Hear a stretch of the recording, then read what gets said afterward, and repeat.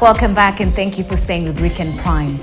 On Saturday last year, a group of 23 choir members from St. Cecilia of Mercy Catholic Church in Mwingi were on a trip from Mwingi to Nuu to attend the wedding of an elderly couple. The school bus they were traveling in plunged into the swollen river Enziu, killing 16 occupants with only 7 survivors. Our reporter George Maringa returned to Mwingi 1 year after the tragedy. He not only spoke to some of the survivors, but also found out that the new Enziu River bridge is yet to be completed. Against the backdrop of green vegetation featuring indigenous trees from a distance, a herd of goats and their shepherd walks towards our direction. After what has been perhaps a long day several kilometers away, they take the route back home. What they and probably you may not notice is that they are walking on a dry riverbed. On the other side, a herd of cows quenches their thirst after a day of feeding. This is River Enziu, a seasonal or dry river that flows east of Mwingi in Kitui County. It separates two sides, Mwingi and Nuu.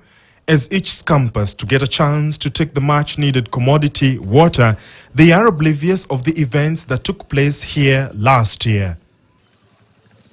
Events which one Simon Kerr remembers vividly. The clinical officer at Mwingi Level 4 Hospital doubles up as the current chairperson of St. Cecilia of Good Shepherd Mwingi Catholic Church Choir. He agrees to meet us in Mwingi, where he works and goes to church, having arrived in his preferred mode of transport, his motorcycle. He takes us down memory lane. The day was Saturday, the 4th of December 2021, when he boarded a bus with other choir members at around 9 a.m. to go sing at a wedding ceremony for the parents of a fellow choir member. The choice of transport that day was a bus belonging to St. Joseph Seminary, Mwingi. We arrived at the River Enziu. We found both sides there are people waiting for the water to pass. So we joined them. It was both sides. I remember that day, it was a market day in Nuu. And so now you can imagine the number of people we are on this side wanted to go to Nuu. At the same time, people were going to Mwingi, others in Nairobi. So both sides there were people congested, waiting for the water to pass. Upon arrival at the bridge, the water levels in the river were too high and they were forced to step out as they waited for the water to subside. We got out of the bus and because we love singing, we started singing. So not necessarily we are singing songs for the wedding, but we just sang. In fact, we sang what came into our mind. They waited for about 2 hours, and according to him, their bus was not the first to make an attempt to cross the flooded bridge. With the time, water passed, and we could see some buses now started crossing. The first, about 2 hours. We stayed for about 2 hours. So now the first bus started crossing. It is called Headmaster. There were people inside. It crossed the river. And now that one's giving us hope. The second bus was Headmaster again, another Headmaster crossed.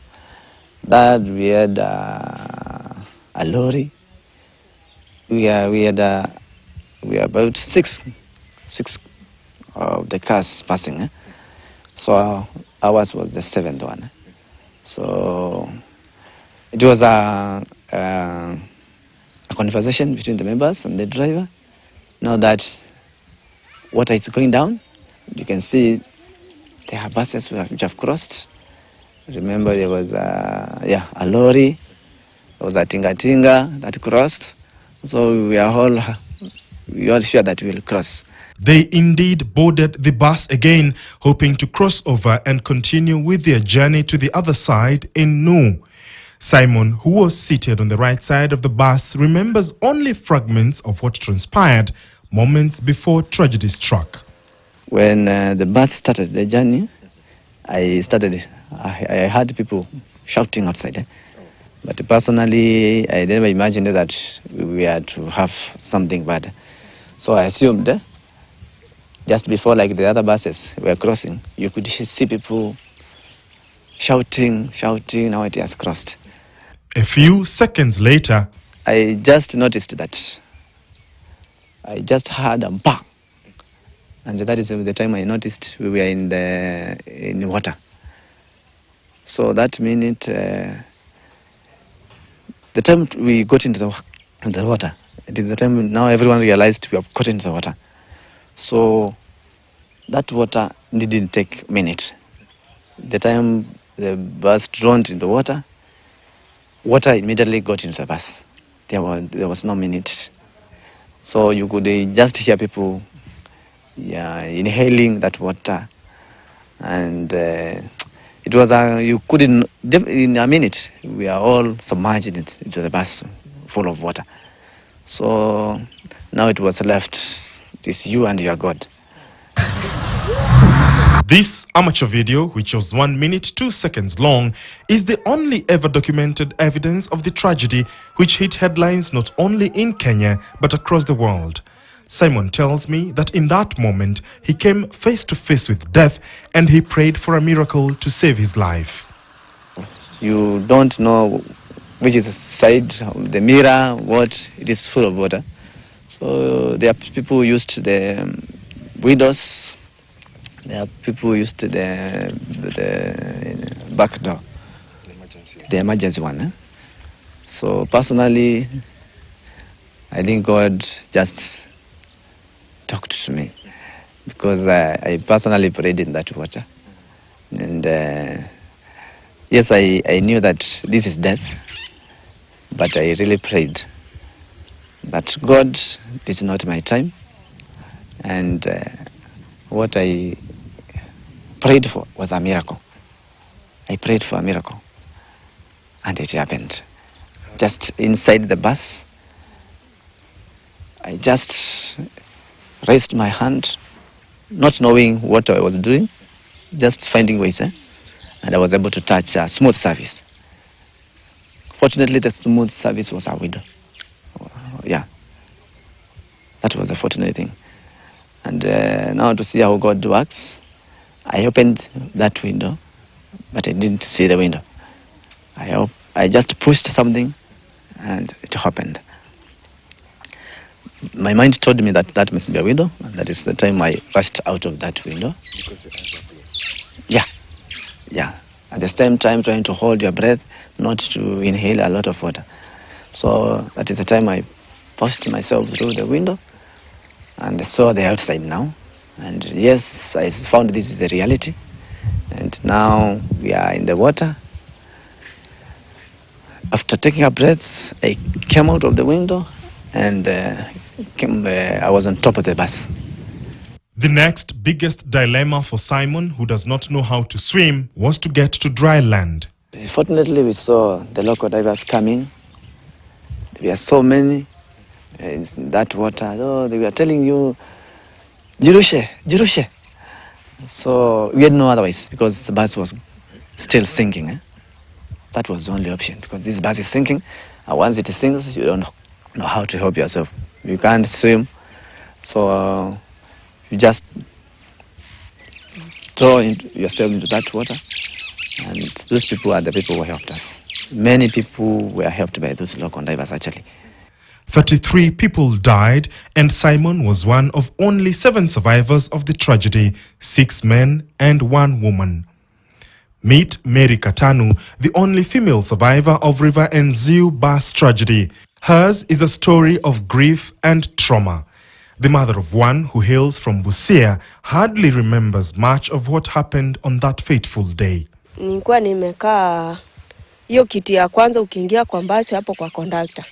Ile saidi ya kwanza yenye iliingia kwa maji. Kama mimi sikuelewa vile iliingia kwa maji, nilistukia niko ndani ya maji. Na nikiwa ndani ya maji vile nilisimama, kitu ya kwanza niliona dirisha ya kioo, ndio nikajaribu kupita ndio niingie kwa mto.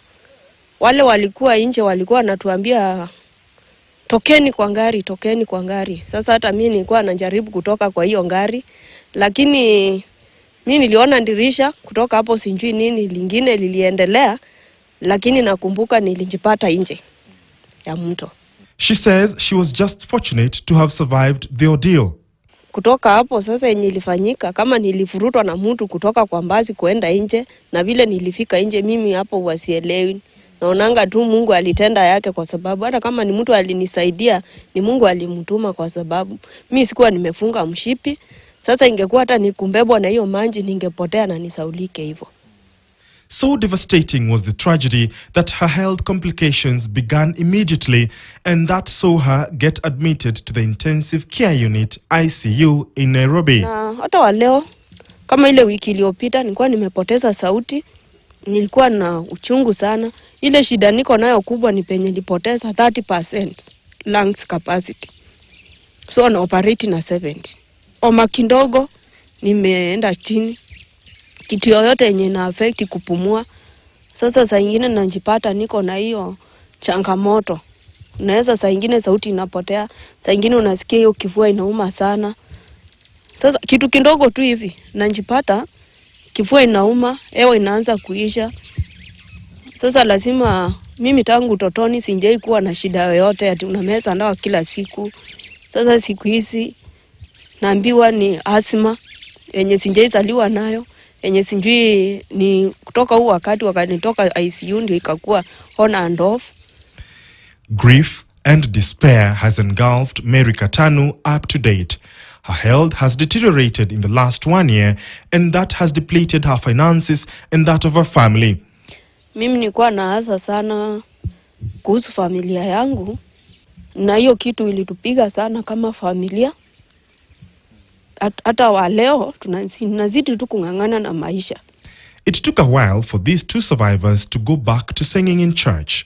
Mimi yenye inanisaidia sana ni maombi, na wenzangu wananitia moyo sana. Wananiambia Katanu, jikase tu. So najipata tu nazonga, nikikuwa mgonjwa sana kama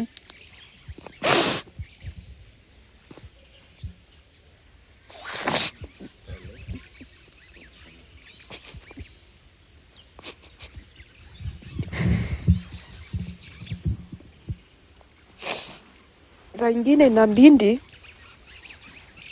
aidha mzee atoke kwenye hako akunje. Kuna daktari kama care most of time amekuwa akinishughulikia. Nikianguka hata kwa kanisa wananibeba wananileta kwa casualty. At least hiyo inaniambia niko tu na watu. It took the hand of the other sister choirs to come and join. Nobody had that energy, but you had to support each other. Including the church members became part of the choir that day, but it was the mood was not the normal mood. There were cries all over that Sunday. At the ill-fated bridge, construction is underway, though at a slower pace than had been expected. It had been anticipated that construction of the new bridge would have been completed by December this year. However, that is not the case, and this has got residents talking. Huyu contractor aongeze speed, hii bridge imalizwe na wafanye zile mambo zinafaa kufanyika. Sababu wakati mvua inaanza, inafaa pale tuwekewe kitu ya kufunga na side ile ikuwe ya kufunga ndio magari zikuwe controllable. Serikali ingefaa ifanye bidii, manake watu wameenda wengi. Watu wanamalizikia hapa. Kuna watoto wanaenda shule pande hii, kuna wengine wanatoka pande hiyo kienda Ngune. Kitambo ende Ngune, hii mtu ikiwa na maji na wazumbu inawafungia. Watoto wanashelewa na masomo. Sasa inakuwa ngumu hata watoto wakati wa mtihani wanafanya mtihani waruke, wafanye baadaye hiyo mto juu. Saa zingine inafunga siku 3. Iwe inaweza watoto hata wafanye mtihani. The memories of the choir members still linger in the minds of these two survivors, and life has never been the same again. Memories are there because we lost the best singers, if I can say. Until today, taking up that role for those people. We have not gotten to that level. Nikikumbuka kama mwenye alikuwa rafiki yangu sana, alikuwanga ananiambia, Katani, sisi kama tumeamua kuimbia Mungu, tunjue Mungu ametupa nguvu na ametupea sauti. Kuna mtu ana sauti na kuna mtu ana hata hiyo uwezo ya kwenda kwa kanisa kila siku, na si kwa sababu hataki, kwa sababu hata ni mgonjwa ama ako na shida zingine. Kwa hivyo yenye kitu nakuambia, tunjitolee hii kitu, tuimbie Mungu kwa roho moja, kwa sababu hakuna kitu kingine itatupeleka mbinguni kama ni kumtumikia tu Mungu. The debris of the killer bridge is still evident, and residents can only hope that no more lives will be lost ever again while crossing this bridge. Now, it is believed that this is a point where the front left wheel of the bus hit and it plunged into the river. Do not be fooled that there are no waters at this point. We are told that 2 weeks ago, the waters were gushing as they were last year when the accident happened. 1 year later, the families still await compensation even as they await the completion of the promised bridge. George Maringa, KTN News at River Enziu in Kitui County.